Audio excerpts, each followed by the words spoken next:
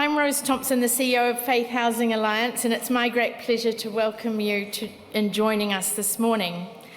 As we begin our morning on Eora Nation, it is also my great pleasure to invite respected City of Sydney Councillor and Deputy Chair of the Metropolitan Local Aboriginal Land Council, Yvonne Weldon, to welcome us onto this land. Thank you, Yvonne.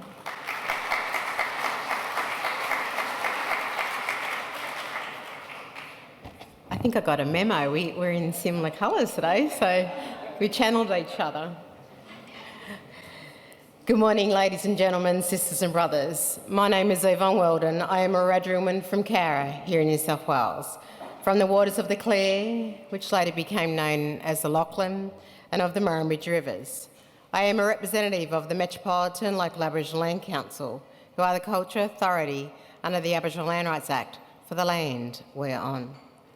I would like to pay my respects to all elders, past and present, to all First Nations, to you and their ancestors' lands that you've travelled from. My people have practiced our traditions for thousands of years and endless generations. One tradition as shared in various forms across Australia is a welcome to country. It is more than just words or something you tick off on. It is a spiritual process by honouring the ancestors' footsteps we are all walking in, continuing the practice of the many generations before us to the many generations to come. Where the sharing and the trading of our resources, our knowledge and our traditions has been my people's way of life since time began. We traded and we shared amongst the nations, the tribes and the clans, where we have existed for over 65,000 years. Traded for necessity and not for empires. The boundaries of our traditional owners are not defined by the hand or by the pen, but through the natural landscapes of the earth. The Eora Nation's country covers the Hawkes River in the north, the Nepean in the west, and the Georges River in the south. On behalf of the Metropolitan Local Aboriginal Land Council, the elders, and the members, I welcome everyone to the lands of the Gadigal. I acknowledge the Gadigal people, whose spirits and ancestors will always remain with this land, our Mother Earth. As we're gathered here today, let us all remember and acknowledge the many warriors that have created pathways for all of us, the ones recognised and those we've never heard of. Our songlines and our customs have sustained us, and they're embedded into the core of this nation. My people are the oldest continuously living culture of the world, and the challenges that we're all faced with today is not the same as it was in only the last few years, and certainly in the last few weeks and months. Yet it has become an accepted norm that can bring a disadvantage that flows on from one generation to the next. The cycle doesn't only change because of policy or legislation. The battle through the endurance of adversity is our greatest evidence that needs to be reflected in all that we do. It cannot only be about data and bottom line. Our lived experience needs to be included as well. Human life and people's opportunity, or lack thereof, cannot be rationalised to balance what will never be equal. Utilise your learnings to help others. Use your passion and your commitment to make the right changes that are so needed.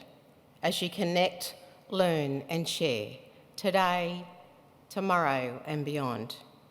Use your insights, your commitment and your leadership to make the difference to our lives, each and every one of us, bringing my people, your people and all our people together. Last year we had a NAIDOC theme which was get up, stand up, show up. My people have always stood up and shown up, but now we need to stand together to take action, because we can achieve so much more when we do so, when we're with one another. All of us can bring about positive changes and a voice to multiple generations. Think about that difference you are making here today and what you can do tomorrow, and what did not take place on October 14. We together now all need to work together to create that all-inclusive future. So let us all draw upon my people's spirits as we continue on our journey. May my people's spirits walk with you and guide you as we strive forward for us all. Again, on behalf of the Metropolitan Local Aboriginal Land Council, welcome to Gadigal land. No matter what you voted, this always was and always will be Aboriginal land. Thank you and have a wonderful day.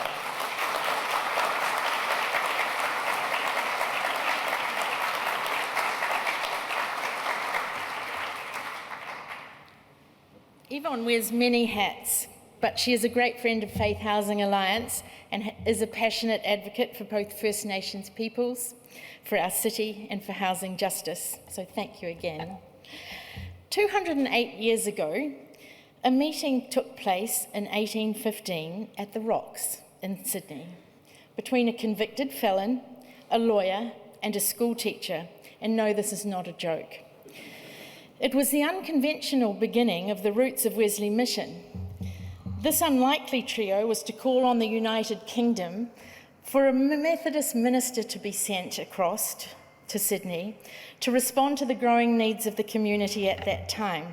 By 1819, nearly 50 people who were poor and sick were being housed in the Princess Street Chapel, a chapel that was resumed to build the footings of the Sydney Harbour Bridge. In 1866, the mission opened the Sydney Night Refuge for men experiencing homelessness, having initially started as a tent in the garden of a really committed Methodist. The image you see to my right shows men streaming to its doors for food, some of them in hope of a bed. And our member Wesley Mission continues to this day to deliver a true word and deed response to the need for shelter across New South Wales today. Many of our faith-based member organisations have similar stories steeped in a long history of service.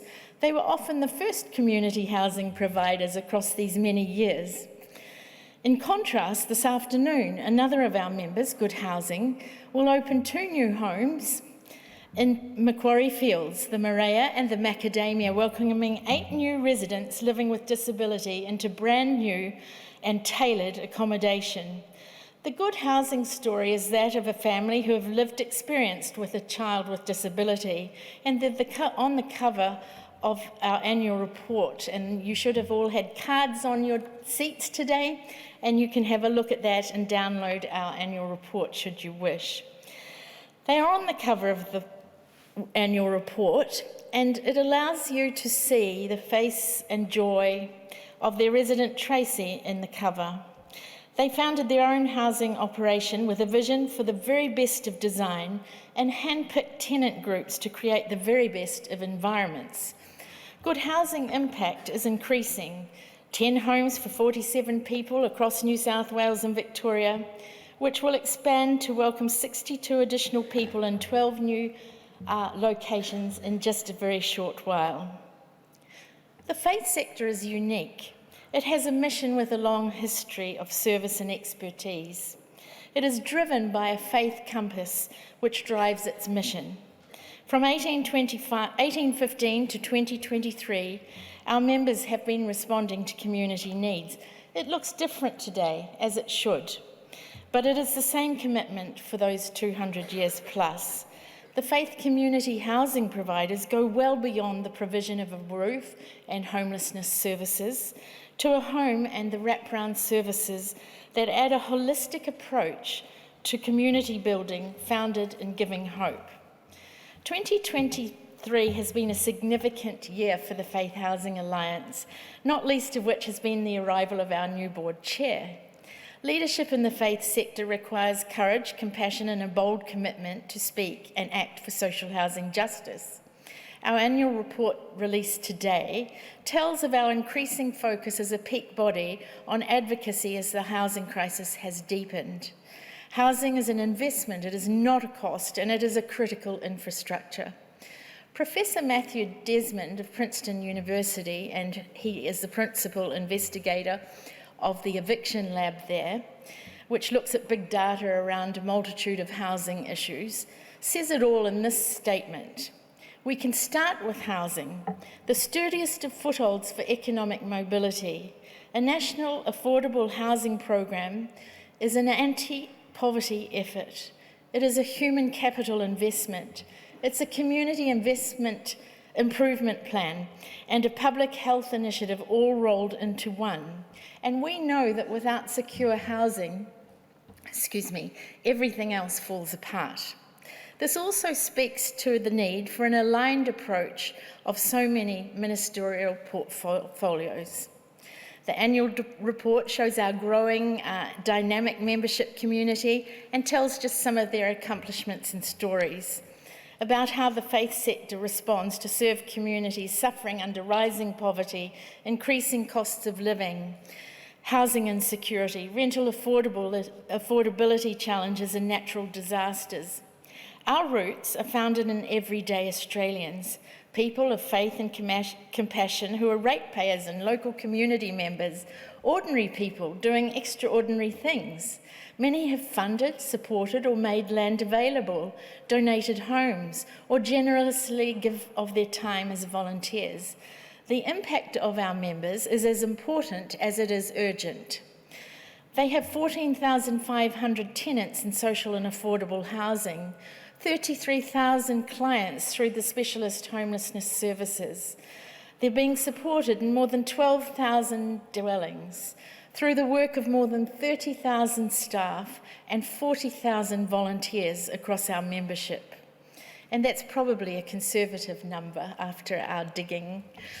The role of the faith housing sector is an important one, and we stand ready to work with the state and Commonwealth governments to address the housing crisis.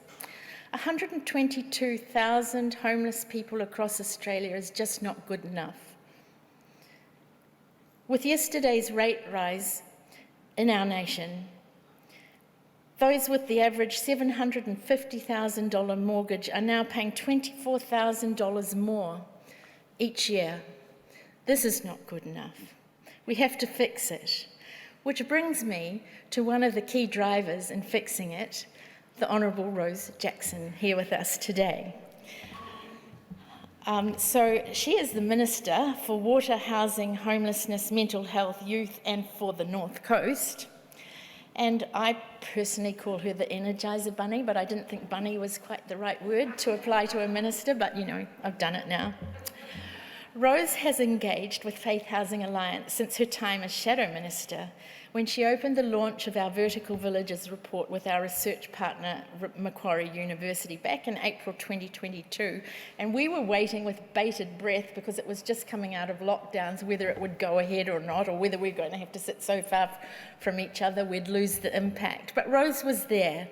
And I need to tell you that she was talking then like she talks now, except now she has the mantle to lead change. Since the election in March, she continues to apply this remarkable energy across a truly broad portfolio. Rob and I have met with the Minister, and she has engaged deeply with the issues raised by our members and recognises the impact of the faith sector now and the potential to grow this influence to support more people. Her engagement has always been characterised by a great energy, enthusiasm and optimism. She doesn't see something that can't happen. She's deeply rational and irrepressibly hopeful. Please join me in welcoming Minister Rose Jackson to speak and introduce the Chair this morning.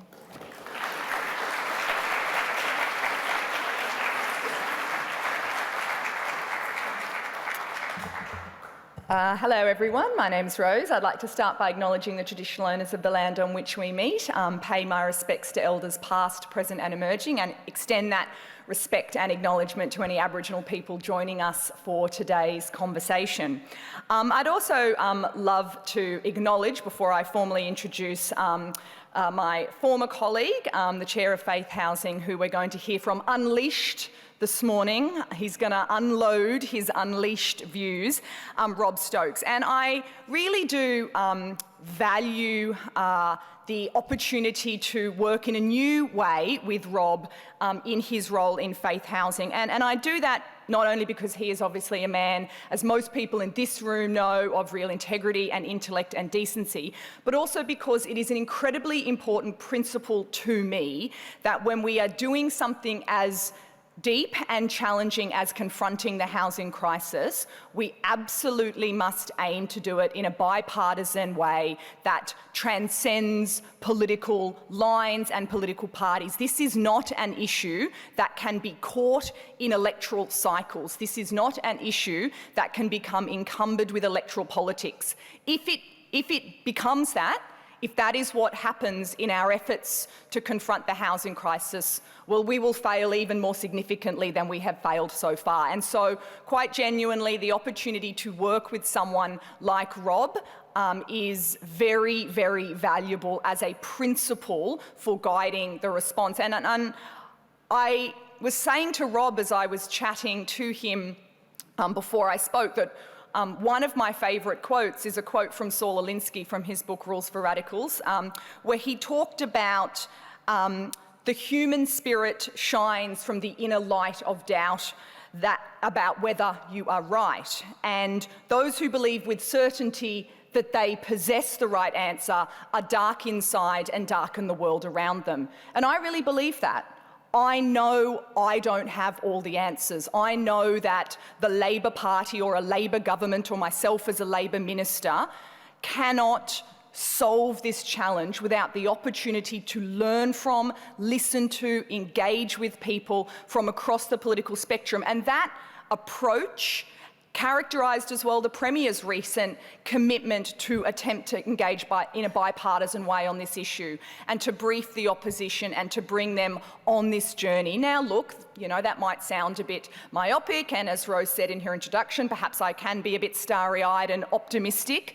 Nonetheless, we must try, because the path of not engaging, not listening, not trying to do this in a united way is one that, as I said, is likely to deepen this crisis as opposed to resolve it. And that spirit of collaboration and partnership also characterises the approach of the New South Wales Government to critically important sectors like the community housing sector and faith housing. Again, we know that we cannot solve this on our own. We need to do more, but we need you to do more too. Now, as part of showing that good faith commitment, we're getting our own house in order. We're resolving the parts of our operation that are holding us back from delivering the kind of system-wide change that we need in the housing market. We're creating Homes New South Wales, our new one-stop shop social and affordable housing agency, bringing the Land and Housing Corporation and DCJ Housing together under the one roof. And I intended that pun, and every time I make that joke, no one laughs. Housing puns. I mean, I'm also the Minister for Water, and there's a lot of water puns, so I'm really trying to work on my housing pun game. Anyway, we're bringing DCJ Housing and the Land and Housing Corporation under the one roof in Homes New South Wales. And it's not just a bureaucratic realignment, it's not just a new email address, it is a genuine attempt from the New South Wales Government to show through our approach, through our agency, that we see this issue as central and serious, and we want it elevated and we want it front and centre. And I think you can see that from the creation of Homes New South Wales. I think you can see that from the public commentary of the Premier, who clearly is articulating confronting the housing crisis as a major goal from the state government. I think you can see that from the suite of reforms we have already announced to the planning system and to the social and affordable housing system in the time that we have been in government. Things like pausing the sale of social housing. We are not selling social housing anymore in the New South Wales Government. That has already delivered significant yield. Now, it's not going to be enough in itself, but just recently I was in Daceyville, a property there owned by the New South Wales Government, dilapidated, had been run down, empty since 2020. We have tradesmen in that building bringing it back online for a family to live there within weeks. That is the kind of change that we have already tried to initiate in the state government. And of course, there's more to come, but I use that example as an indication that we know we have to get our own house in order. We need to get our own policy settings in order so that we can be an effective partner alongside the Commonwealth Government, alongside local government and alongside the community housing sector in reforming the system overall. And I think one of the reasons that I am optimistic, always in the collaboration that we do have with particularly community housing providers and organisations like Faith Housing, is there's a genuine alignment of interests. There's a genuine alignment of principles. We believe, like you believe, that housing should not be seen as a financial asset. It should be seen as a fundamental human right. And that principle, that commitment that we have and that you have, and the alignment that we have on that is critical. Because yes, a lot of the conversations that we do have are technical, they're about planning, they're about feasibility, they're about putting deals together, and all of those things are important because we need these projects to work and to get off the ground and to deliver change.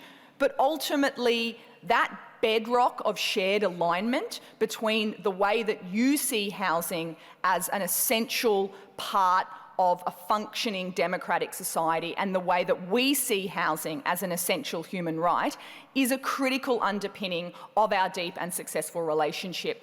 Rose mentioned a point that I have raised many times and I fundamentally believe is true, and I'm sure Rob has experience in this from government as well.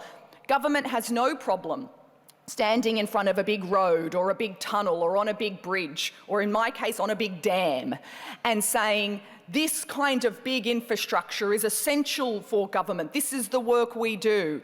We have not always seen housing, and in particular social and affordable housing, as essential infrastructure, but it is. Investment in social and affordable housing should be platformed and lauded in exactly the same way as a new motorway or a new bridge or a new dam. In fact, not only is it essential infrastructure, it's probably more essential than some of those other things, but that hasn't been the way that we have approached investment in the infrastructure that is social and affordable housing. And I raise that point because one of the reasons I think that has happened is because people have seen social and affordable housing as charity. And I know that for people in this room, the principles of charity are incredibly important. And I think the principles of charity are what make us decent human beings, are what make our society worth living in, are what make it nice to be in a community. Those principles of charity are ones that are incredibly important. But government can't see investment in social and affordable housing as charity. It can't. Because if it's seen in that way, it will never get the platform it deserves. For government, it's not about charity, it's about our obligation. It's about our fundamental obligation to ensure that as a society, people have got a place to live. And I think that that is important because it's not just about doing the right thing. It's clearly the right thing. No one in this room needs convincing of that. It's also incredibly important to our economic and social functionality and productivity. A society in which is deeply uneven and becoming more uneven, more unequal, because of very, very different capabilities in the housing market, is one that is more unsafe, is one that is more dysfunctional, is one that has less economic productivity, is one that is less healthy, is one that is less educated. As Rose said, the principle of access to housing is a bedrock one, and it's important for government to approach investment in social and affordable housing in this way, to see its central importance to our functionality as a state and as a society. And the new government does see housing in that way and has tried to indicate how important it is to the future of the society that we want our cities to be and our state to be, that we make the housing market more accessible and more equal. And so I think that the opportunity to talk in some of those conceptual ways, some of those framework ways, is incredibly valuable, and I can think of no better person to contribute to the dialogue and the debate and the reframing of the way that we see investment in housing and social and affordable housing in particular than Rob Stokes, who has absolutely been an outspoken. I don't know if that's a compliment. I intend it as a compliment, Rob. Perhaps Rob and I are different sides of the same coin from different parties. An outspoken advocate for the principles of social justice, for the principles of access to fundamental rights for all of his time in Parliament, and it does not surprise me at all that he has carried those principles on in his post-parliamentary career. So it does give me incredible, and it is an incredible honour for me, and it gives me incredible pleasure to be able to introduce Rob this morning, because he is someone for whom, across the divide, there is so much respect as an intellectual leader, as a man of fundamental decency and integrity, and someone whose ideas shaped politics for many, many years inside the Parliament and now continue to do so outside the Parliament. And Rob, in introducing you, I say this because some of the ideas that you have and some of the ideas that I have had and no doubt will continue to have not always been immediately adopted and embraced by our colleagues. And you know, we sort of share the experience of being people who are fundamentally committed to ideas and their promotion. And one thing that I always say to myself, and I'm sure that you've looked at this too, and for everyone in this room who's been advocating for a different approach to social and affordable housing, a different approach to the way that we see housing, ideas start at the fringe. New ideas start at the side. And through the power of those ideas and our persuasion and getting up and talking about them and promoting them and being excited about seeing things differently, we move those ideas to the centre. And that doesn't always happen quickly. That isn't always a straight line, but that is the work of people who want the world to be a better place and who want to see something like investment in housing done differently and done for the right reasons. And Rob, you have been someone who has moved ideas into the centre. You have taken principles and through your persuasion and your intellect and your character, you have moved them into the centre of discourse. And that is something that I hope to do too. And I see myself as standing on the shoulders of people like you as a parliamentary leader who's willing to do that advocacy on behalf of ideas. And I can't wait to hear not only your comments today, but see what you have to contribute to ideas advocacy over the years to come. Ladies and gentlemen, Rob Stokes.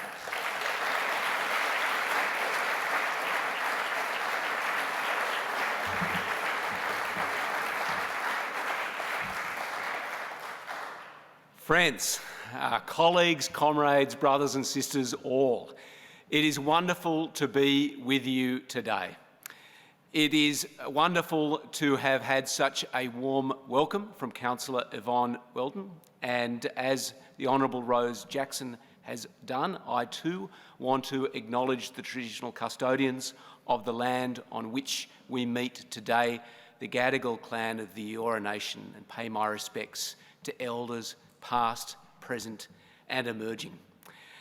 It is somewhat humbling and almost with a bit of nervousness I take the stage after hearing what Rose had to say, and Rose before that I feel like a thorn amid roses. And certainly if I can be, if I was half the politician and political leader that I know Rose is and will become, I'll be doing well. One of the things that I've always admired about the Honourable Rose Jackson is that she is forthright, she is not afraid to put her view, and she has the intellect and reflectiveness or thoughtfulness to make sure that what she says is considered, and so she's aware of the courage required to say some pretty extraordinary things, and I encourage her to keep speaking with courage and forthrightness on behalf of a sector that I know already has huge regard for her. And the only thing I would suggest in dealing with colleagues as I can empathise, remember, we're all God's children. Sometimes that's important to remember, but nevertheless, it's true. Now, ladies and gentlemen, can I just state for a moment, because I note that we've already been sitting for a moment, do people want to just take a moment to stand and to stretch for a moment? That doesn't, don't be worried that I'm going to speak for too long. But it can be useful just to stretch our legs. And as we do so, just reflect for a moment that, isn't it wonderful? Many of us here are people from all sorts of different faith traditions. And sometimes those faith traditions in some areas have ossified into religion that has been an instrument of division. Isn't it wonderful that the expression of faith in this context brings us together to fight for a fundamental human right, the justice of a secure and safe and healthy place to call home. Please take a seat. Now, I was a bit nervous about the title I was given today, Rob Stokes Unleashed. I thought it made me sound a little bit like a dog, and certainly if I unleashed my whippet, I know it would run straight into the road and get hit by a car. So I don't want that to be my fate today. I'd prefer to say Rob Stokes Unencumbered, but Unleashed seems to work just as well. And the particular provocation that I've been given to guide my comments today is reconstructing the great Australian dream. So my comments will be directed toward answering that particular provocation, not specifically from a faith housing perspective, but from a broader community perspective about the social contract that binds us all together as Australians. What does it mean to be Australian? Why are we unique? What makes us exceptional? Claims of unique cultural identity form the foundation of many nation-states and language groups. Some make claims of special shared destiny. Chinese exceptionalism, for example, conceives China as a civilization state with a shared path to a common destiny. German historians observe the Sonderweg, or special way, of German-speaking peoples as their societies moved from aristocracy toward democracy. For others, national identity is a paradox, that national strength is secured by the promise of individual freedom, not collective effort.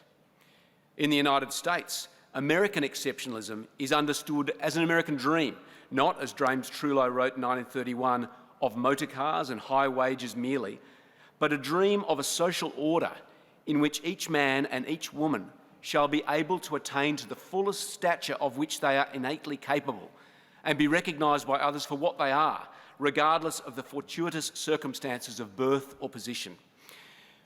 We've long been told we too are exceptional, that we share a unique Australian cultural identity based on egalitarianism, mateship and the fair go, and a great Australian dream that each of our families can attain ownership of a home of our own.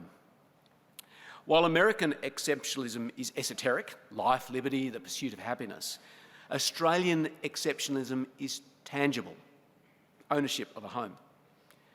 The great Australian dream is essentially twofold: that the state will support the right of every citizen to acquire a home and then protect the quiet enjoyment of that home once acquired. These two rights, a positive liberty and a negative freedom, have created an enduring conflict at the heart of our social contract between securing a home and defending it. Colonisation involved not just the seizure of Australia's nations from its Indigenous custodians, but the fragmentation and distribution of land to settlers in return for a fee that would subsidise the operations of government. It's no wonder that the Lands Department is the grandest of colonial buildings. So administratively efficient did this process of land alienation become that it became synonymous with Australia. Torrens title, the allocation of an indefeasible right to possess land by a centralised register, was itself an Antipodean invention. No lesser philosopher than Karl Marx himself marvelled at the Australian system of land administration, observing, "We have seen that the expropriation of the mass of the people from the soil forms the basis of the capitalist mode of production.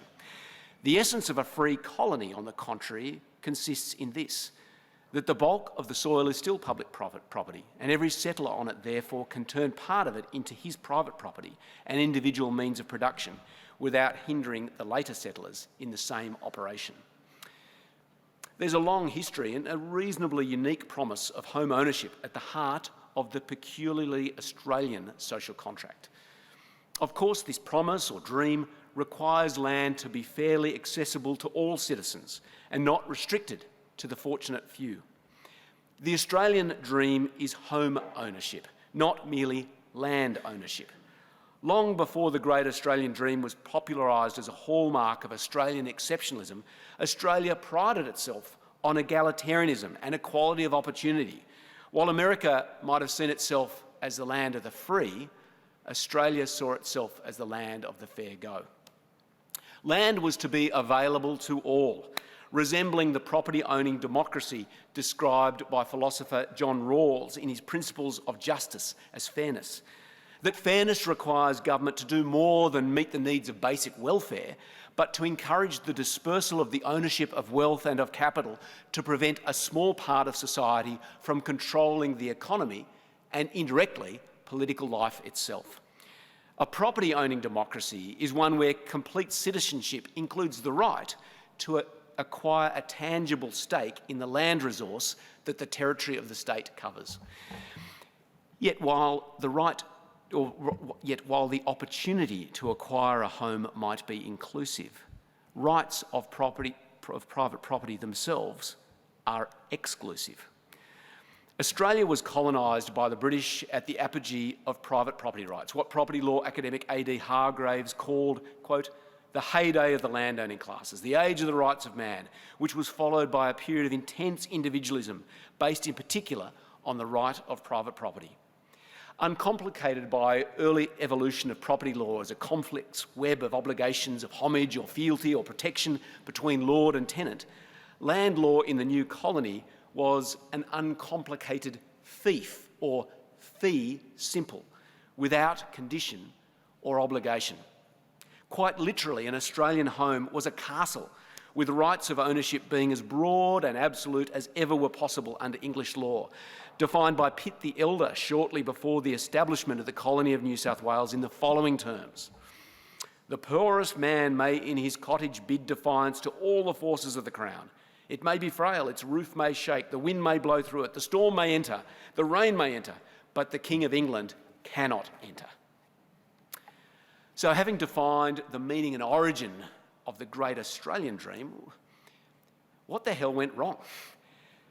And how has this foundational element of the Australian social contract been so completely undermined? First, simple bad timing. Providing a fair go for all meant that the early Commonwealth government looked to taxation as an institution to discourage land monopolies and encourage the dissolution of large estates.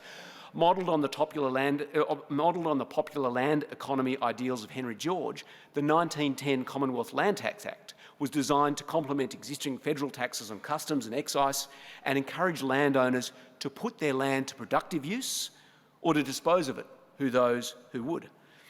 At the height of the Second World War, the Commonwealth government hiked federal income taxes, rendering state income taxes impossible. To avert crisis, the Commonwealth withdrew from land taxation, leaving the states to levy land taxes to cover a growing vertical fiscal imbalance.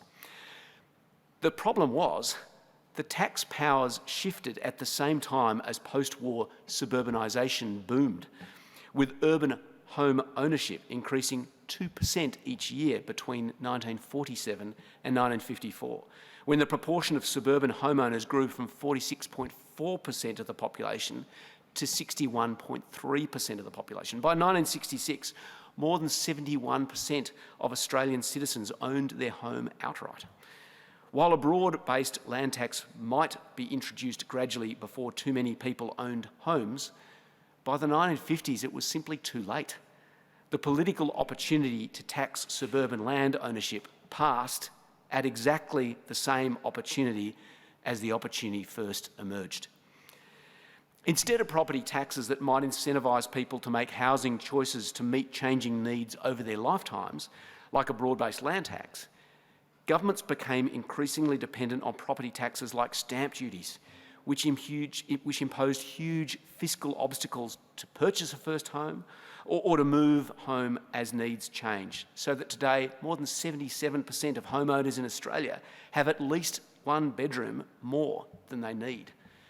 Courageous efforts to introduce broad-based land taxes make easy political targets and have largely failed to date. Secondly, The great Australian dream was undermined by the financialisation of property. Encouraging home ownership became confused with encouraging land ownership. While finance was strongly directed to support post-war suburban housing, loans for investment property were discouraged, being limited in number and subject to interest rate premiums. But as population growth slowed, financial deregulation in the 1980s saw access to investment loans increase dramatically as more offshore lenders raised competition and as rates fell.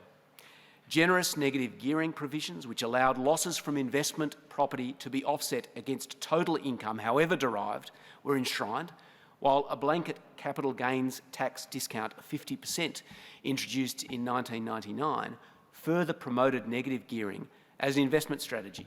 Housing markets were distorted as investors were actively encouraged to join home buyers in bidding for the stock of residential property. The impact on housing values was dramatic.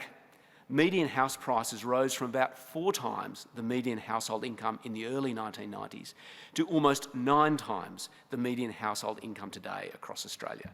Australia's population increased around 30% between 1996 and 2021, while median house prices over the same time grew by more than 500%. Homes were no longer simply vessels to create a family, but vehicles to generate wealth. Housing was transformed from commodity to asset class. Finally, the great Australian dream undermined itself. Throughout the 20th century, the Sylvan Garden suburb subdivisions followed tram tracks, train tracks and transport corridors farther and farther away from the jobs that sustained them. Home ownership meant more than a home, but a bungalow and a garden and a garage and separation from other urban land uses. The first planning laws introduced in New South Wales in 1919 reinforced exclusionary property rights by empowering councils to exclude any land use in a residential area not suburban in character. As Sydney architect James Peddle of Peddle-Thorpe Walker fame, not nearly as famous as Tone Wheeler, of course, lamented in 1917, one great difficulty with us is that we are too individualistic. We think of my piece of land, of my lot, of my garden. We will do anything to make our place beautiful, and we fence it in and keep it exclusively for our own pleasure. Public health concerns following pandemics in 1900 and 1919 led to prohibitions on terrace house developments until the 1960s, so that cities like Sydney became characterised by low-density sprawl as the great Australian dream marched across the Cumberland Plain until the natural barriers of mountain, park and floodplain forced a rude awakening. So now we reap what we have sown. Home ownership rates are steadily declining, particularly for young Australians, with the Australian Housing and Urban Research Institute, and I note Michael Featheringham with us today, forecasting that barely half of the people aged 25 to 44 will own their own home within little more than 15 years. Meanwhile, the stock of social and affordable housing in Australia has declined from about 6% of total housing in 1991 to 4% today. And the latest census shows that on any given night, 122,494 people are experiencing homelessness. The social contract works both ways. As former Mayor of Bogota, Enrique Peñalosa, observed, only a city that respects human beings can expect citizens to respect the city in return. If Australia's social contract is built on a shared dream of universal access to a secure home, then our social contract is at risk. The stakes are high.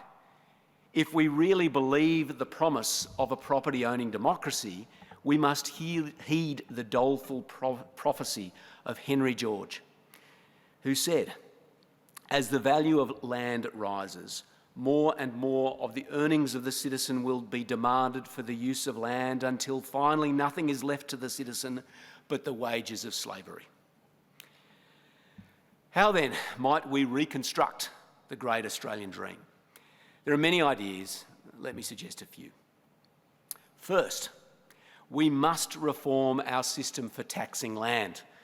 The best time for tax reform may have been in response to the Henry Tax Review of 2010, the Productivity Commission's inquiry of 2004, or the Prime Minister's Home Ownership Task Force of the year earlier than that.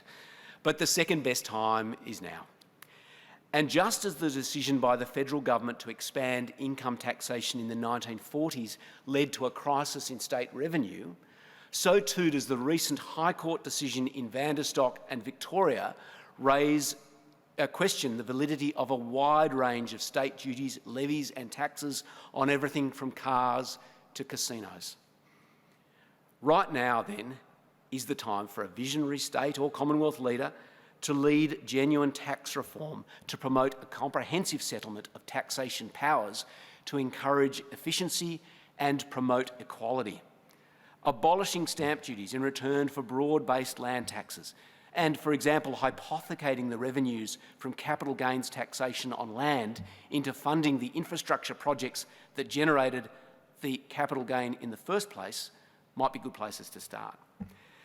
And part of this settlement must surely be to reform taxes like negative gearing and the capital gains tax discount that encourage speculation and incentivise housing investors to take on debt and inflate prices for first home buyers. I'm not saying that we should discourage people from investing in property outside their own home, especially where it might increase the supply of rental accommodation, particularly affordable rental accommodation. Instead, I agree with the Reserve Bank, which concluded in its submission to the federal inquiry into home ownership in 2015 that policy should not unduly advantage property investors at the expense of prospective owner-occupier home buyers. Tax and regulatory frameworks should avoid encouraging over-leveraging into property. Indeed, if we want to create the property-owning democracy envisaged by the Great Australian Dream, then surely we need our tax system to enable opportunity for everyone to have secure access to one home before incentivising a minority to have many. There are a multitude of ways in which this might be achieved. The recent census indicated that of the 21% of Australian households owning property outside their family home, 68% of those own a single investment property. Perhaps the benefits of negative gearing might be extended to ownership of one investment property, but not perhaps to the 4% of investors who own 4 or more properties, or to the 19,000 households with an interest in at least 6 properties outside the family home. Or perhaps the benefits of negative gearing and the capital gains tax discount could be extended to every investor in property managed by a community housing provider, thus directing a tax benefit accruing to an individual into a benefit for the wider community. Most dramatically, the revenue currently foregone by the tax incentives might be recovered and redeployed into a massive expansion in secure social homes for all those who cannot afford to meet the market. Of course, to increase access to homes for all, we need more homes for all. Increasing supply of a diverse range of housing types and tenures is required to meet the housing needs of a rapidly growing population, especially as household size continues to fall. And planning laws need to facilitate new housing, even where it might mildly offend the interests of existing homeowners in preserving their suburban ideals. But without reforming our tax system, planning reform alone will be insufficient to revive the Great Australian Dream. As the Productivity Commission concluded in its 2004 inquiry into home ownership, improvements to land release or planning approval processes, while desirable, could not have greatly alleviated price pressures. We need to act cautiously when it comes to planning law reform.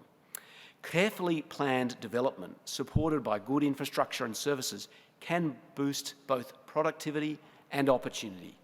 Poorly planned development can produce the opposite effect. The interests of prospective residents must trump the interests of prospective investors. As long as we distort our tax system to stimulate demand for housing as an investment, we must distort our planning system to stimulate supply of housing as an investment. And while tax laws can be changed from year to year, the impacts of development are permanent. We must resist calls to lower infrastructure requirements or livability standards to increase the feasibility of housing development, particularly for social and affordable housing. I'm aware of applicants calling for rules preventing overshadowing of parklands or requiring access to natural light or ventilation to be waived to enable the government's vision for higher and denser residential precincts in accessible locations. The denser the development, the more important design becomes, not less. As the great Australian dream recalibrates from a bungalow with a veranda and a private garden to an apartment with a balcony and public parkland, the less acceptable overshadowing will become. Currently, low-density zones restrict residential development to detached homes across the vast majority of our urban lands. As I indicated earlier, this is a spatial expression of historical decisions. Some of these suburbs are low-density for a reason: topography, biodiversity, hazards or heritage. But the exclusionary zoning tools available to councils are blunt. Councils restrict more intensive settlement across 80% of their community, when only 10 or 20% might be subject to a genuine constraint. This is an area of policy reform that proved too fraught for me to resolve, but it's an area in which I would encourage all political players to find common cause. Sydney has about the same population as Singapore, but spread across 12,000 square kilometres, while Singapore manages to spread over just 719 square kilometres. We have plenty of room to accommodate both change and continuity, enhancing what's special about our suburbs while enhancing opportunities for more Australians to share the dream of accessing a safe, secure and healthy home. Now, I'm going to leave my script for a moment to say two other things that occurred to me in traffic on the way here, which is always dangerous. But seeing as I'm on Optus, I couldn't make any calls. And yeah, I used to mock those people who chose Vodafone, but now the joke's on me. It was often said to me when I was planning minister that New South Wales has the worst planning system in the world. This horrified me until I shared that view with colleague planning ministers in other jurisdictions. And they encouraged me by saying, no, it was them who had the worst planning system in the world. And I realised that while there are always opportunities to fast track and streamline, we can't all be right. But there is something, a peculiar constraint in the culture of our planning system that is quite sadly unique to our jurisdiction. You see, in many parts of Europe, when a planning process is engaged upon, when applicants, landowners, community and government get together to determine what the constraints and opportunities for growth might be in a particular precinct, there's general democratic processes and agreement and consensus as to how those rights might be crystallised and allocated. And then once those decisions are made, everyone goes off and execute what is planned. But in this jurisdiction, that planning process is really seen more as an opportunity to start the bidding. And it seems, as a result, many councils provide less capacity for development than an area might accommodate because they're concerned that they will have to deal with applicants that are seeking more than an area might sustain. Applicants often respond by putting in ambit claims for a greater development yield than they wish for because they know they're going to have to retreat to something less. And communities are bamboozled by a process that they thought was delivering them certain outcomes for what the future might look like, only to find that the first application proves that the planning scheme was more a work of fiction than of fact. So it seems that we have a system where culturally, not in any conscious sense, but culturally, all the actors approach it with a degree of bad faith. that everyone, in one extent to another, is a little bit dishonest about the way in which they approach the system. One of my frustrations was that perhaps rather than being a broken system, it's a system that we break every time we seek to use it. The other point I wanted to make is about zoning itself. I mentioned that zoning was established as a tool to exclude unwanted uses, to preserve property values. But remember, zoning can also be a tool to include, to increase property values by including uses, to expand opportunities for socially beneficial uses, like, for example, social and affordable housing.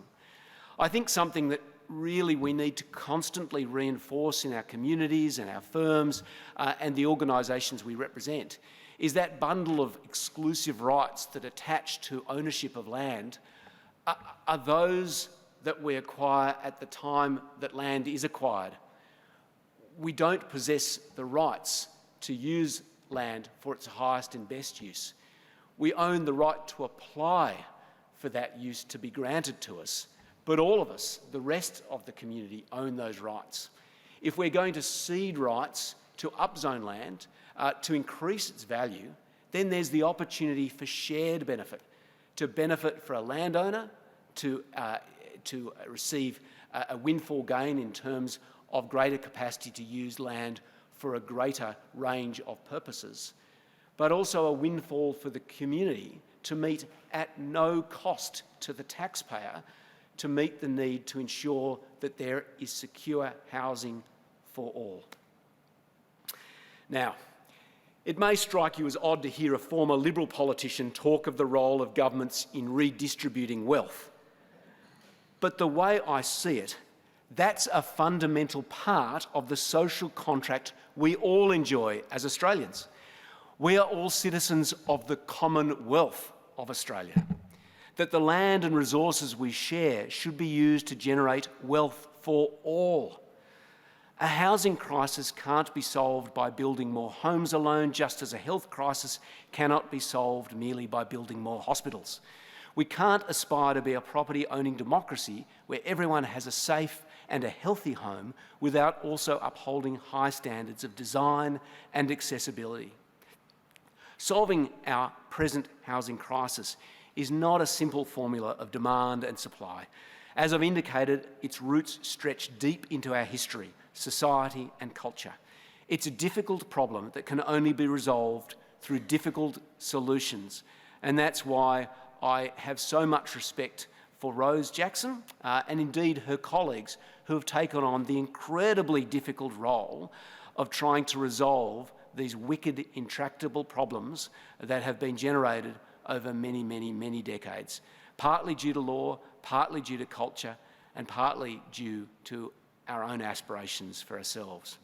Perhaps the hardest part is the reality that sharing wealth and opportunity is not easy. Yet sharing is at the heart of another element of Australian exceptionalism, mateship, the voluntary assumption of obligation to support our friends and our neighbours and our communities. We are at our best when we share, and that's ultimately the secret both to solving the housing crisis and securing the great Australian dream. To conclude, the more we secure our wealth, the more threatened it becomes. The more we share our commonwealth, the more secure it will be.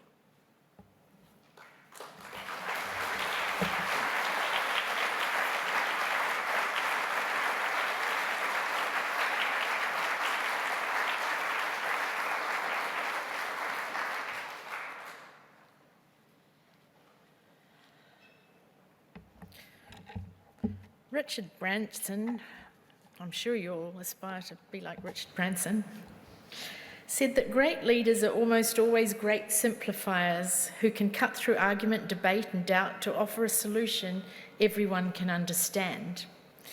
Rob has just shared some interesting ideas, and to extend and also to challenge. Well, I sort of hope someone's going to challenge something. That's always interesting. To challenge what we've just heard, I'm delighted to welcome the panel to the stage. The community housing sector is a critical part of delivery to supply to the housing crisis. As part of what we do at FHA, we work closely with our housing peak colleagues, and it's my great pleasure to welcome John Engler, the CEO of Shelter, New South Wales, and Chair of National Shelter, to the stage. John is a qualified planner in times past and is a passionate advocate and experienced leader in the design and management across housing, health, community and ageing sectors. John has been a great supporter of both me since I landed in this sector 2 years ago and of our work, and Shelter New South Wales was the first to join our membership online when we launched the new website in October last year. So welcome as a CEO of a peak and as a member of FHA. Come on up.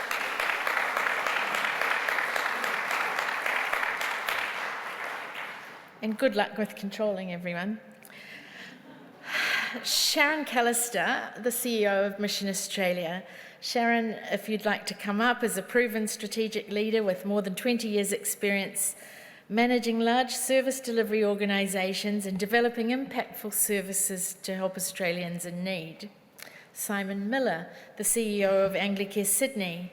Simon has a wealth of experience in business strategy and transformation, advising boards, CEOs and executives of Australia's top companies, along with holding senior roles in the Commonwealth and New South Wales governments.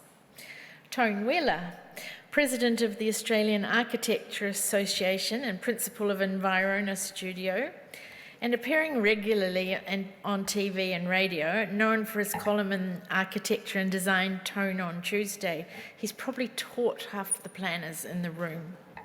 He is a great friend of Faith Housing Alliance, and we're grateful to his inputs. Estelle Gretsch, did I say that right? Urban Planner and Policy Manager at Committee for Sydney. Estelle is a passionate advocate for inclusive cities and tackling inequality through urban policy. She was a 2022 Churchill Fellow, completing her project to explore how to design better cities for women and girls through urban planning and design. Last time we met, she was working to file her required report. I hope that went in on time. A secret about Estelle, she used to work with Rob when he was a minister. So they will take over now and discuss Rob's presentation. I hope this is working. So I would like to pay my respects to the elders past, present and emerging here on Gadigal land. So again, thanks very much for the opportunity, Rose. Very much enjoy being here as a dedicated member of the Faith Housing Alliance. So although I work for Shelter, very pleased to be here today to help with the discussion. Two things just on reflection, and I hope I'm not being rude. First of all, thank you, Rob. You've made all of us think in ways that we probably haven't for a long time. Indeed, many of us since university. I think I like to describe myself as a recovering town planner rather than an actual one. Two things came to mind. It's a bit of a joke. I'll try it on you, the audience, and see if it works. But as Rob was speaking, I thought of this great joke, which was about the insomniac dyslexic agnostic who used to lie awake at night wondering if there really was a dog. The reason why I talk about dog and God is that despite the fact that Rob had said he was going to talk about home ownership, he did touch on, he used some very emotive metaphors around faith, wickedness, prophecy, reaping what we sow. I could hear it all through the language, so it was quite there. And it ended with the great Australian dream of home ownership, what the hell happened? So in terms of quoting scripture, I think he's right there with us today. The second one I would think, and my phone isn't with Optus, it is with Vodafone, thank goodness. So I was able to get Siri today to give me a bit of a readout about the Animal Companion Act. And you're absolutely right, when it comes to being in off-leash areas, you nevertheless still have to be able to respond to commands, be responsible, and be able to not get in people's way. I think we could all join in, I'll ask you all to join me in thanking Rob for what was clearly unleashed but not unhinged.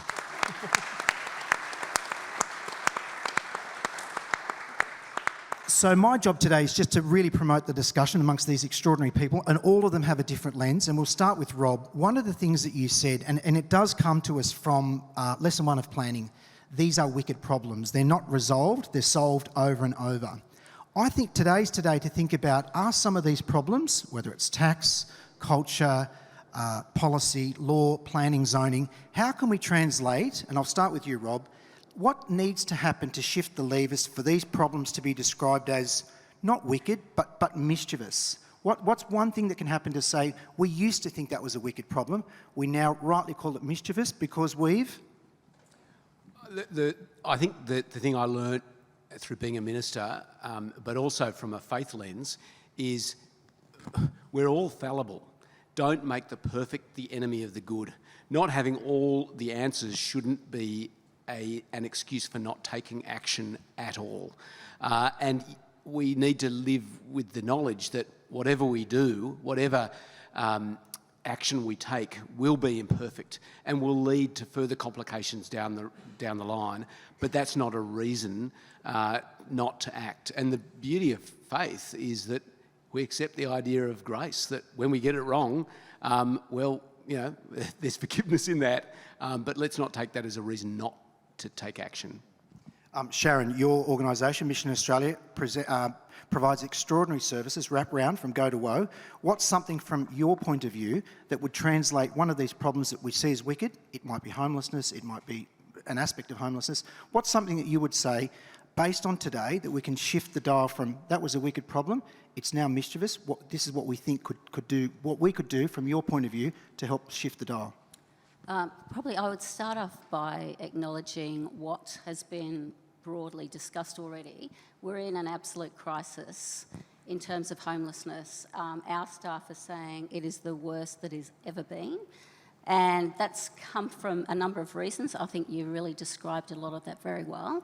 But I think that because we've had years and years or decades of under-resourcing, not having things placed in the critical, like I think we talked about like infrastructure versus being seen as a charity, the Minister did that. What our view very much is that we need to obviously address the crisis because it's happening, but we need to do more than that, and we need to focus on prevention.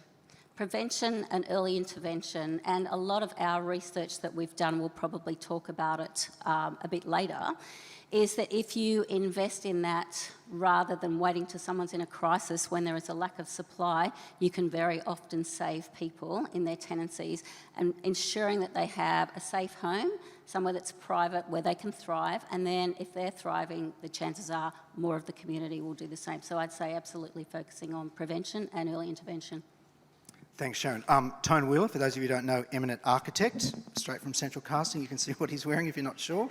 Very fond of the black skivvy set. Tone, from a design point of view, what is it that's the one really crystal thing that we think can leave here today with saying, that's something from a design sense, from my part of the world, that can translate the conversation from wicked to mischievous and therefore a bit more solvable or achievable? In one sense, I just want to follow on from what you said, Sharon, with a little story that might help explain the difference between housing as a verb and housing as a noun, because they operate in both senses.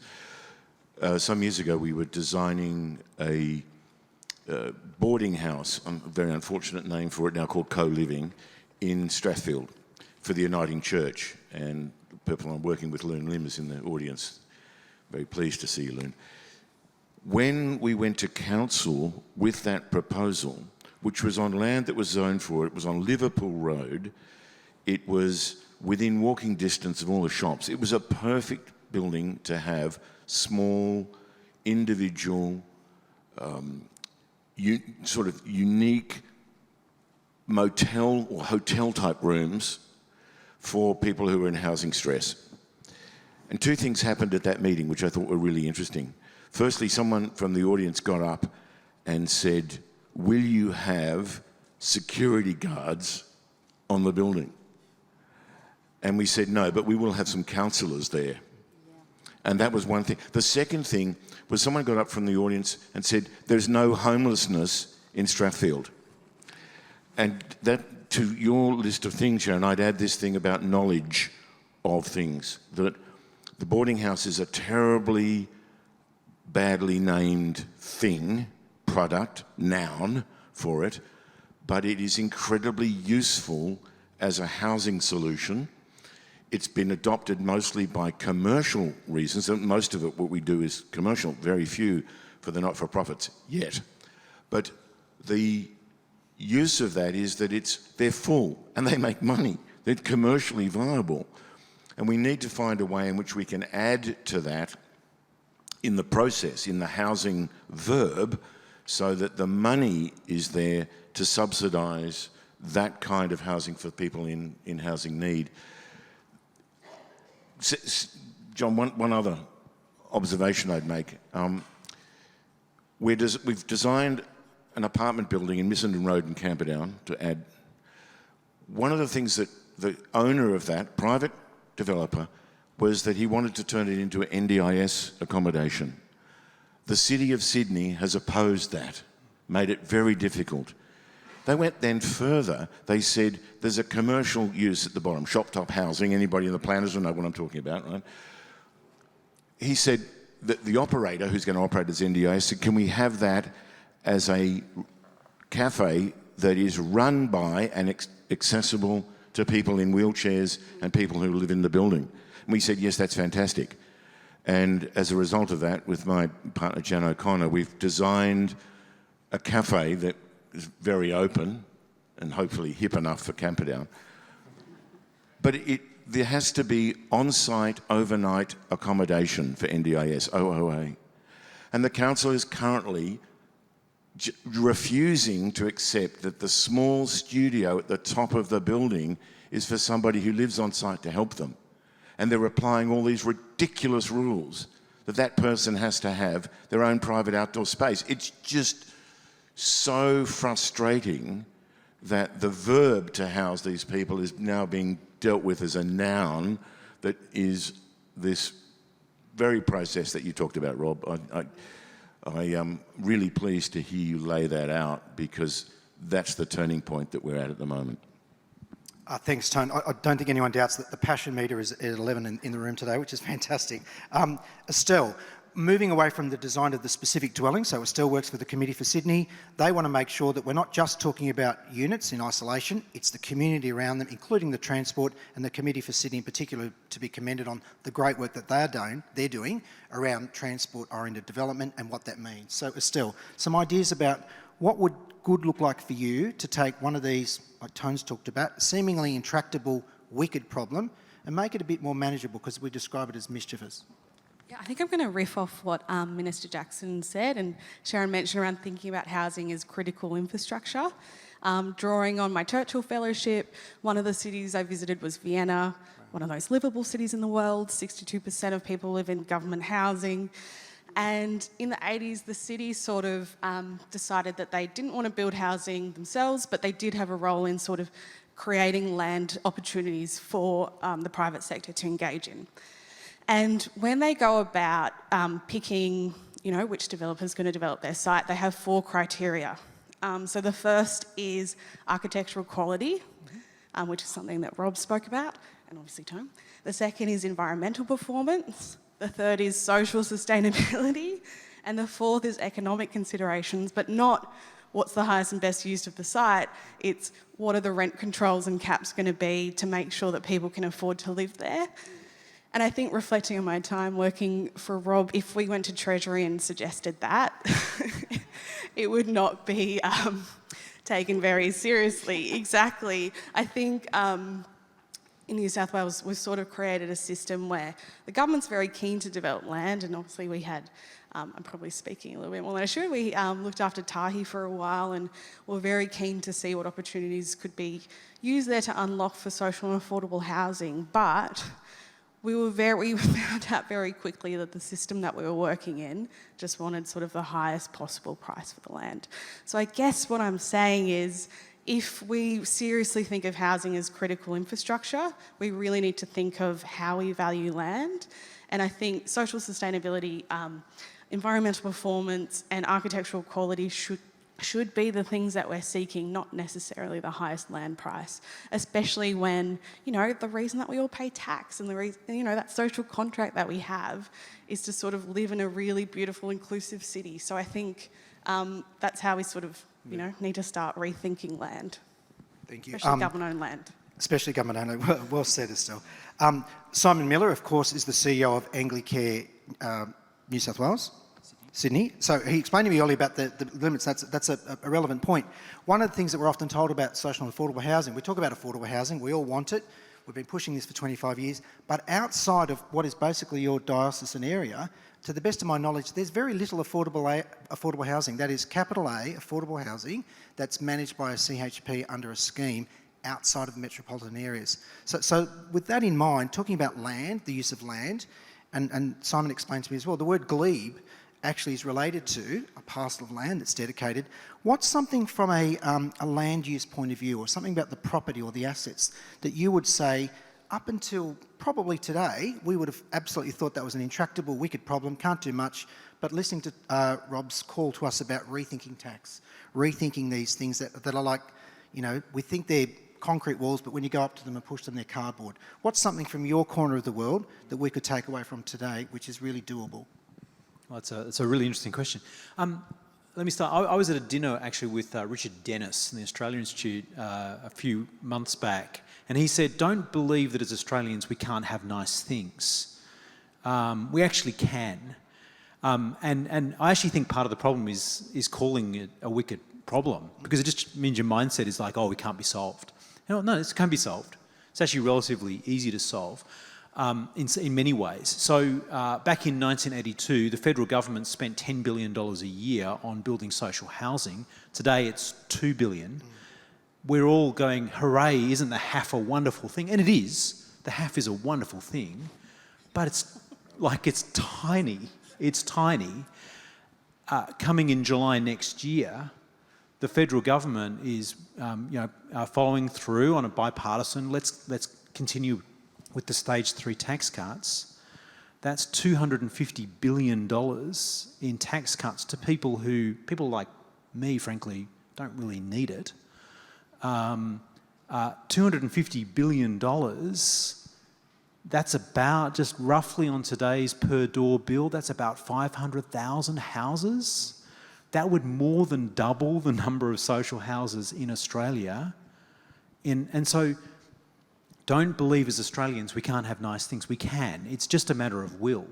It's just a matter of will. And that would be I actually think politically, if the Prime Minister said, you know what, we're not going to do that, what we are going to do is we're going to solve the housing crisis for Australians by building 500,000 new houses in Australia, I suspect there might just be a few Australians who say, that's a good thing to do.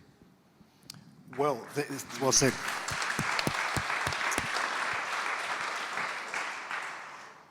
Thank you, Simon, in terms of that. You're right, you're laying the ground for a coalition of the willing. I'll go through one more question and ask each of you if it's great, and then we might move to a bit more of a free flow. One of the things that we are told, and I back this in, the faith housing sector needs to be thought of as friend, not foe. This is not a backdoor way of having, what we used to call white shoe developers coming in and trying to get away with something that they would otherwise be compelled to do. But moreover, what we want to be able to say is, for anyone who's a bit of a naysayer about this, if we're looking at a specific planning pathway or a way in which faith providers who are CHPs want to provide good quality housing on stock, what are the sort of things or the assurances that we might get as citizens to say, look, not only is it as good as, a little bit different, it's demonstrably better. So what you're producing as faith housing members is better. Environmentally, in terms of access, there's all the A's that we like to use. I'm looking for some examples that could really quell any doubt about why it is that a special planning pathway or a particular way of looking at applications on certain sites should be looked at not just more favourably, but more quickly and with a different lens. Any thoughts? And I'll start with you, Rob. And I know we spoke about this a bit earlier today. Well, I think the first thing is the faith sector is not a speculative sector. The faith sector is there for the long term. Mm-hmm. The land will continue to be owned by the organisation, the not-for-profit organisation that has it, but it'll be employed to a social use.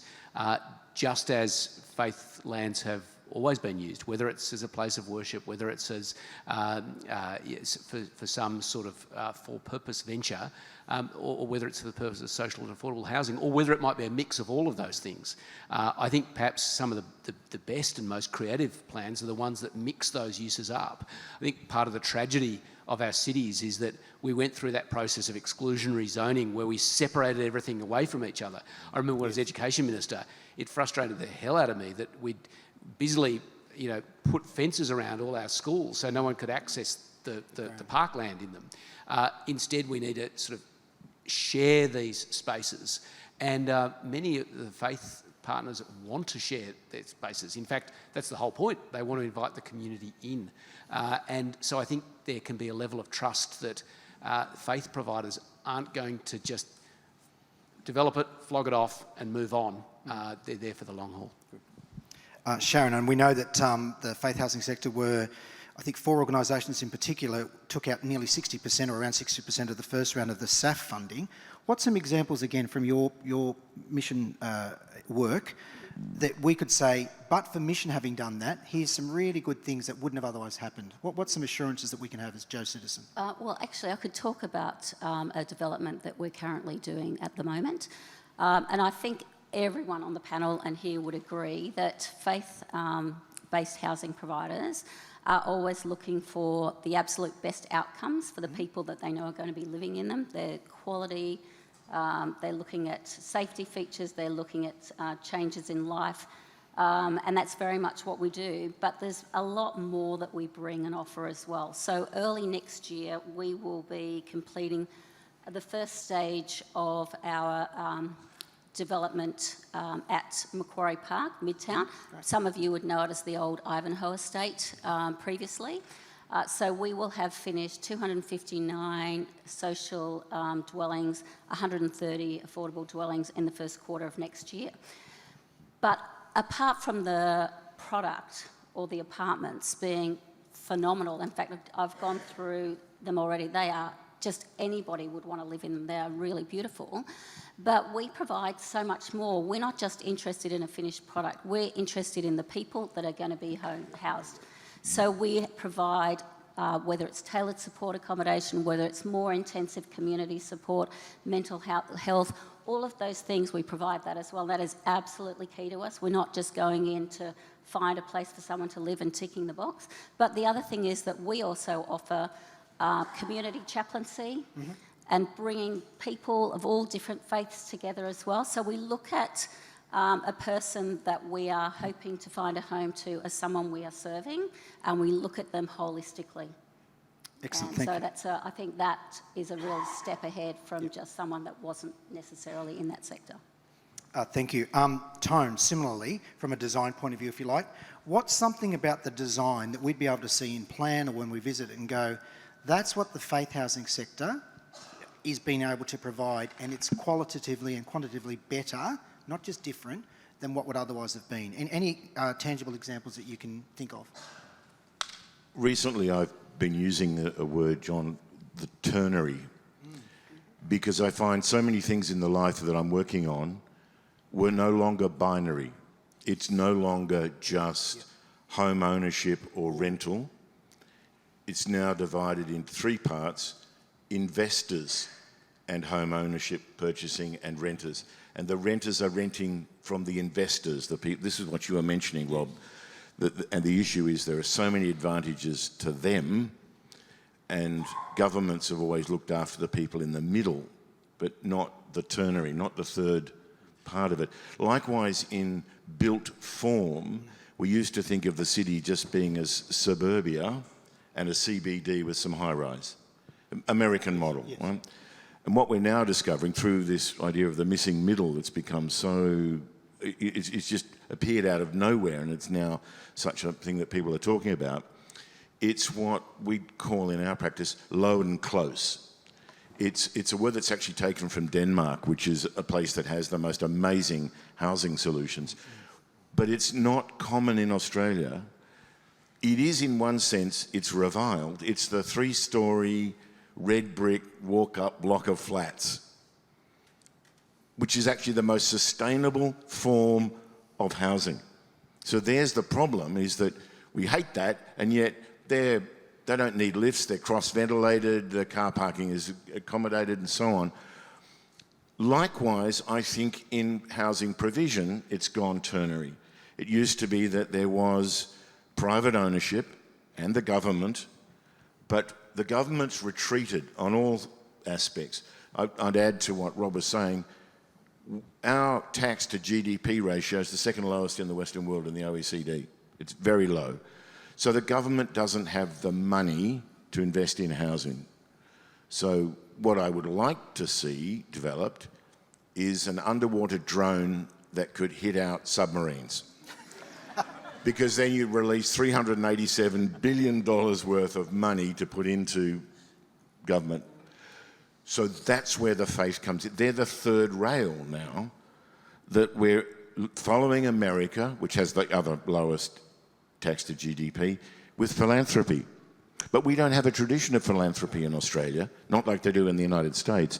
And so it's up to the faith sector, which is something I've only just been drawn into in the last 10 years, is to understand that the glebe out there used to be the church providing housing.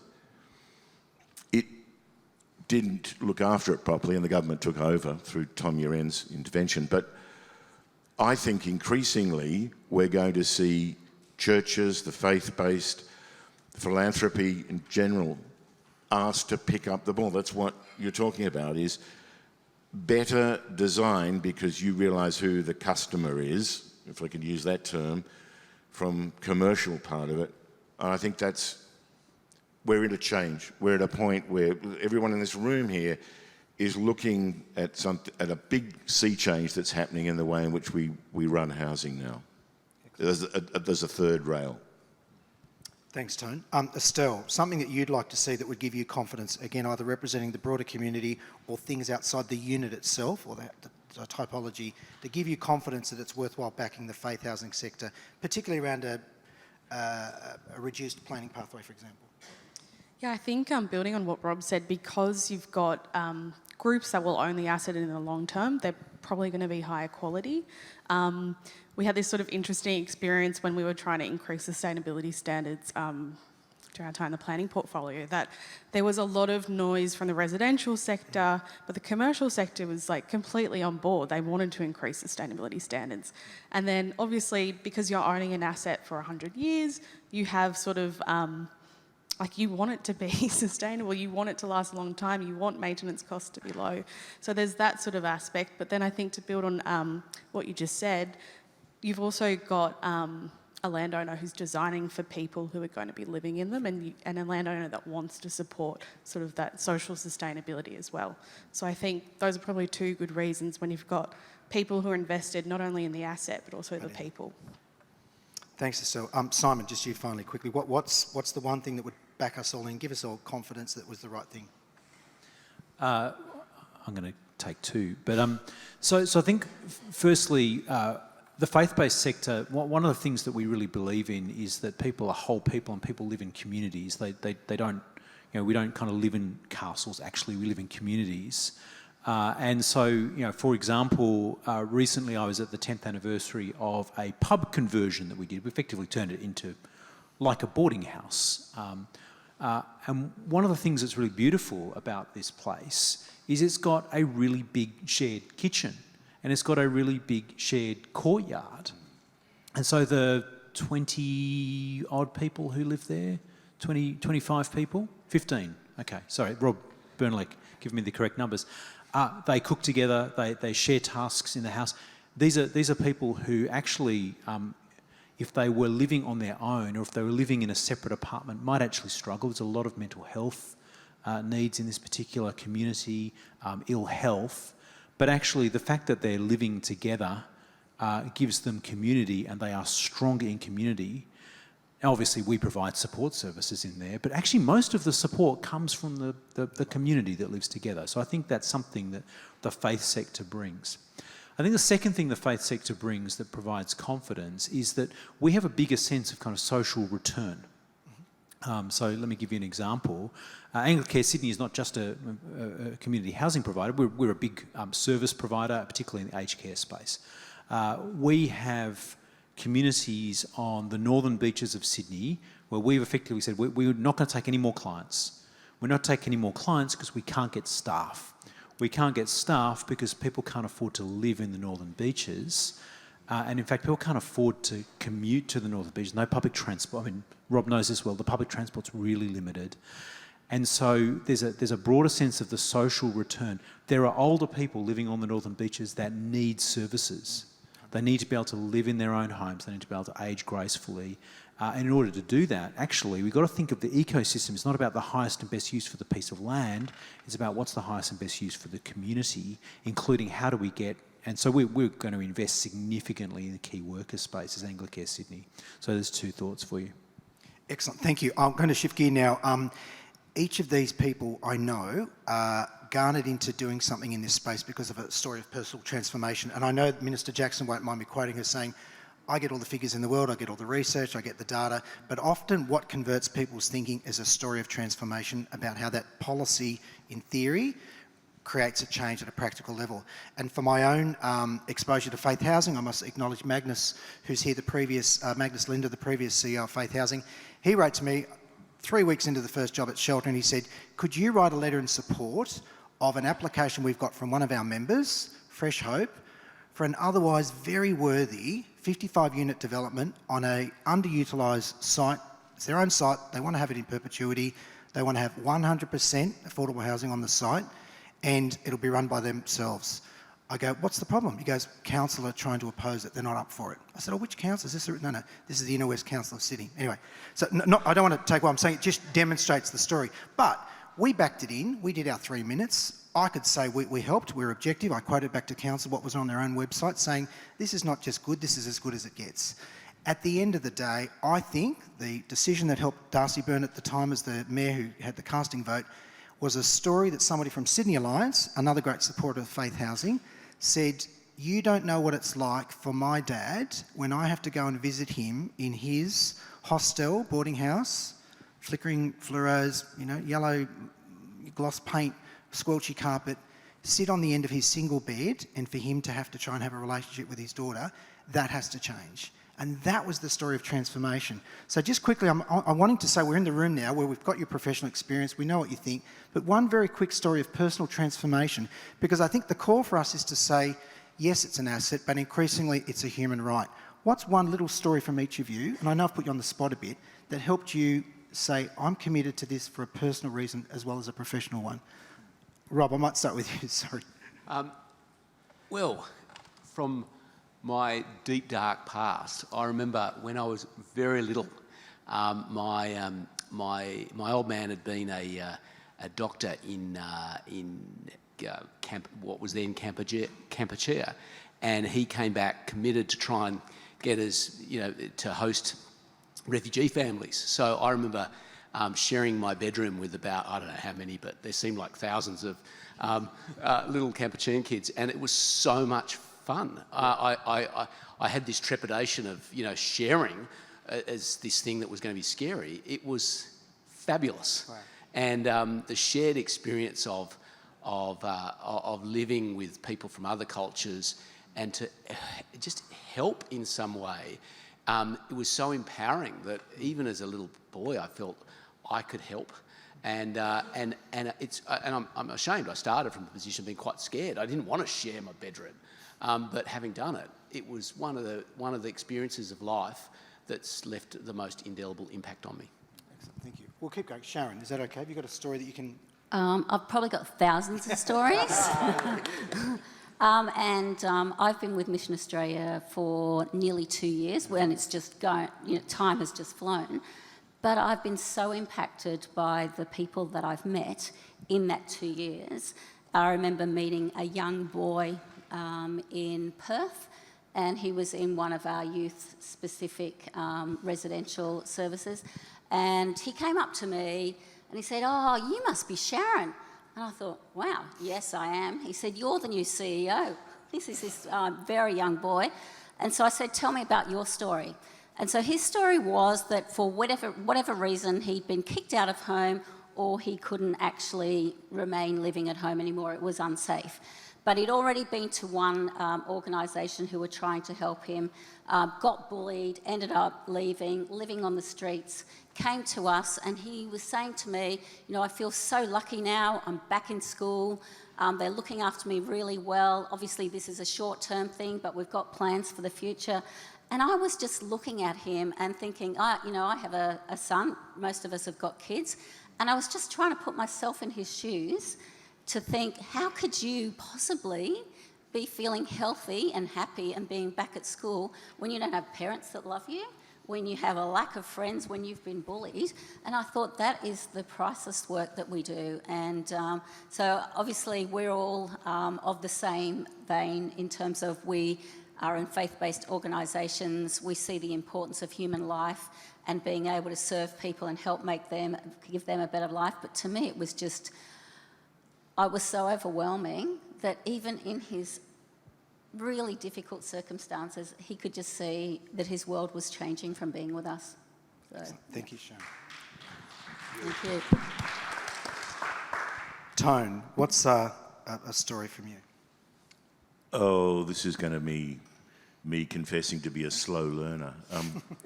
When I was at university, I was taught by a number of people who were interested in alternatives.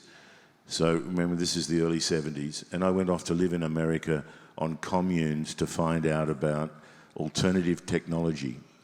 And when I came back to Australia, Cole James, who many of you will know, is a fantastic teacher, suggested that we build one of them and we build an autonomous house, which is partly, it sort of still lives with me. This thing was made out of beer bottles and collected materials with a wind generator and solar. But it was the alternative of the future at that time. And it was an abrupt change when I went to Canberra to work with the NCDC who ran Canberra, who at that stage were in decline. We called it the No Can Do Club. But the thing that they were working on was suburbs, and they were the exclusionary zoning par excellence. And it was this disruption that I immediately discovered that the best things in Canberra were the things that had been built at the very beginning of it, Manuka and Kingston, that were community-based. And then I began to realise that autonomy was absolutely the wrong cul-de-sac.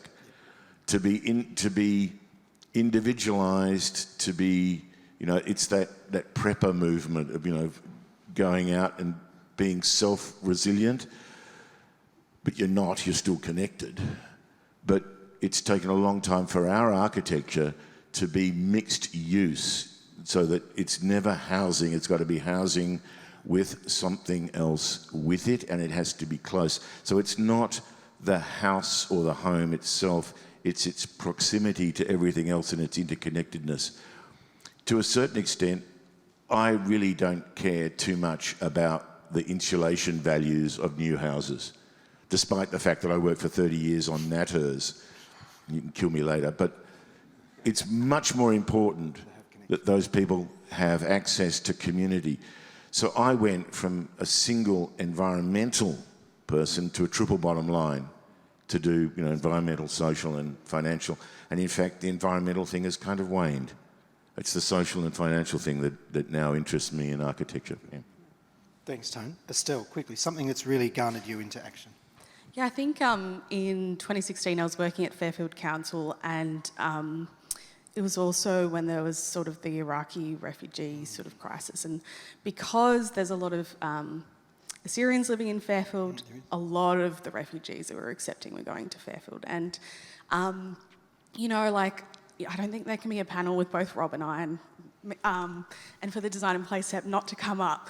But when I was working on that policy, a lot of people said that, you know, we just need more housing and design quality is not that important. But I kept on thinking back to a memory I had from working at Fairfield Council, where people were living in new apartments, but because of basic standards, developers were providing air conditioning for free and not valuing ventilation. But effectively what was happening is we had like 10 people living in a 2-bedroom apartment who couldn't afford to turn the air conditioning on, We all know that summers are getting hotter in Australia. So I think for me, I keep on coming back to that memory and how important it is to have minimum standards that are really livable for anyone on any type of income, and how important it is for government to regulate for that. Excellent.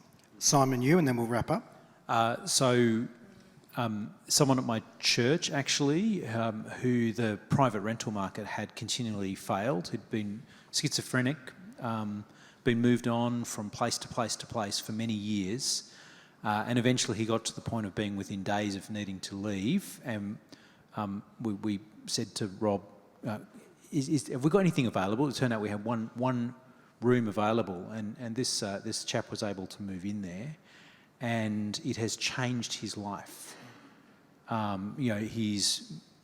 His mental well-being, his outlook on life, his view that he's at home, and he's living in, it's very basic, but it has changed his life. And so just to see the power of having something where he knows he's not going to be kicked out, he's not going to have unfair rental increases put upon him, it just means that he can now focus on growing as a human being and being safe and secure.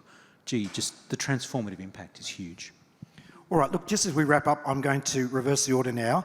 One of the things that Tone and I will take outside and have a bit of biff about later on is the value of a 3-storey walk-up. I'm reminded constantly by somebody who we should all admire increasingly is the Dylan Alcott, who says, I should be able to go to a party in your unit. So I'll challenge Tone to say we need to have 3-storey walk-ups with at least one lift, if not two, ideally, over time. Given that's the case, very quickly, starting with you, what's the elevator pitch that you learnt today that you didn't know before? Really quickly, what's something you could say, I went to this faith housing event and I learnt that? Simon. I think I really respected what Rose said, that this is something that we're just going to have to move beyond politics on. Yeah, because we're not going to solve this before the next state election or, in fact, the one after it. But actually, if there is a compact on this, we can solve it. But we all need to be committed in pulling in the same direction. And so I was really moved by what she said. Excellent. Thank you, Simon. That's a 10-storey building. That's good. Estelle?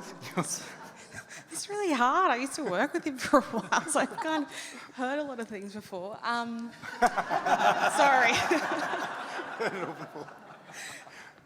I don't know if it's new, but I found it really interesting when the Minister spoke about that it's okay to be wrong. Yeah. I think that's a really important thing to remember. And I think the need for all of us to come together and it's okay to be wrong and keep on kind of chiseling away with new ideas. Excellent. Tone. Yeah, it's weird times, isn't it, when you've got a former Liberal Minister quoting Marx and advocating socialism. That's right. And a Labor Minister stretching out her hand to capitalists.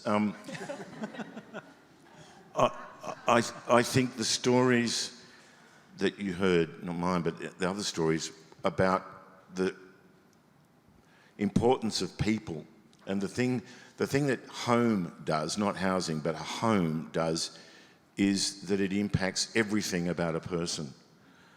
And I think if we could just get the planning system to be oriented towards people-oriented design, not the physicality of the space. And that, I think, is a planning document that is beyond even the place document. I think it's something when you respect the number of people who are forming a community that make that project, that's what gives it the green light, not the financial and the environmental. Thanks. Sharon, what's your pitch from today?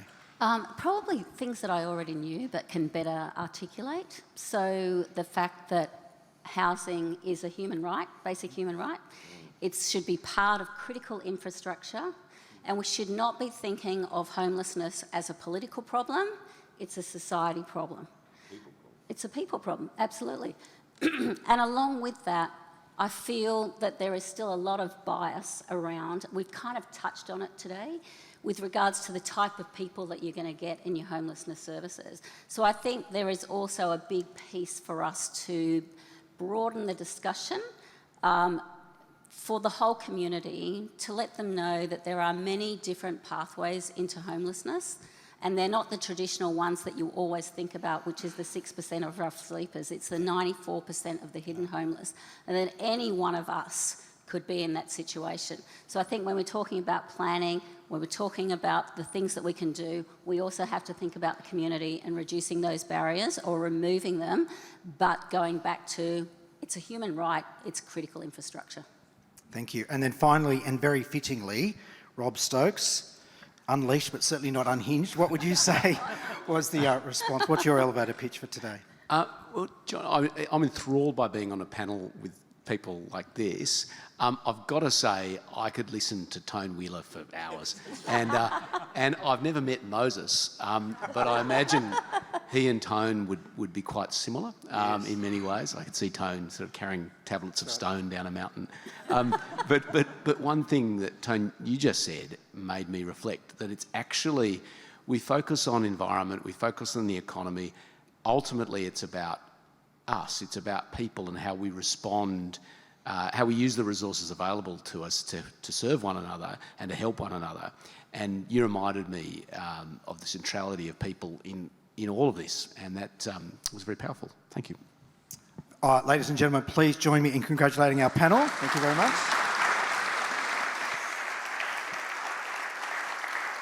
And I think I'll welcome back our the formidable CEO of Faith Housing, Rose Thomson, and yes, it's the parting of the ways. For what I understand, I think now a lot of us move to the outside area while the formal Faith Housing Alliance AGM proceeds. Thank you very much.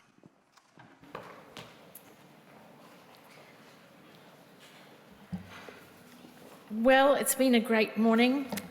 I remember my father always used to talk to me about the importance of generosity, that in life you're either a giver or a taker. And I think in part what we've heard today is a return to considering that we are all responsible. We do have a housing crisis, and I was thinking about how we responded to the COVID crisis, and maybe it's time to up the ante, and there needs to be a special cabinet. It's not just one poor little housing minister talking to the planning minister. Maybe we need to be driving for something bigger and greater, and we did insert that into our comments to the national plan. Rob walked us through the context of the Australian dream, then he walked us through elements that could change through tax approaches, planning and zoning, changes of cultural aspirations, pulling forward the principle of mateship. And at the heart of that is caring about people, which started to come forward today across the panel in respect of design, supply, how to build communities, how we should look at land and consider its use. And at the end of the day, we are all humanity trying to survive together. So thank you to the panel and to John particularly. Sometimes it's like herding cats when you gather CEOs and leaders. Great job. And I would like to take this moment to thank the board of FHA, who are so supportive with everything we do. I've had them working this morning, so thank you. And particularly my team. We are small, but they are mighty. And there's the three of them. I don't know where, Amanda Bailey, Dr. Liesl Hen down the back there, Raf Reyes behind the sound, and somewhere in here is Kathy down the very back. We equate to 2.6 full-time equivalents in our little office, so we churn out a fair amount, some good brains and good thinkers and lovely people.